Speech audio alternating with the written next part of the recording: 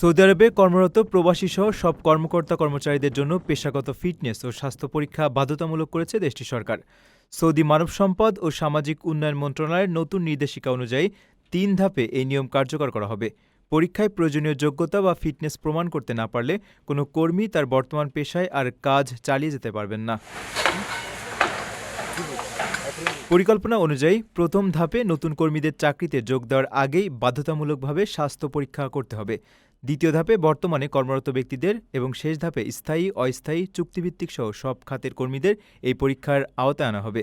কোনো কর্মী পরীক্ষায় অযোগ্য প্রমাণিত হলে নিয়োগকারী প্রতিষ্ঠানকে তার পেশা পরিবর্তনের ব্যবস্থা করতে হবে।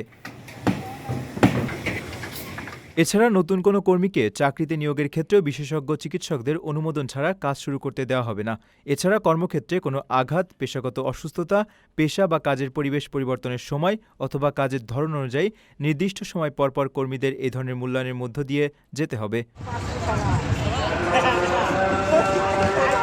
প্রবাসীর সিটিতে চলছে বহুল আলোচিত ফ্রি ফ্ল্যাট অফার, অর্থাৎ আপনি যে টাকা দিয়ে এখন ফ্ল্যাট কিনবেন ৫ বছর পর সেই সম্পূর্ণ টাকা ফেরত পাবেন, আর সেই সাথে পাচ্ছেন একটি ফ্ল্যাট একদম ফ্রি। অফারটি সীমিত সময়ের জন্য, তাই দ্রুত যোগাযোগ করুন স্ক্রিনে দেওয়া নাম্বারে।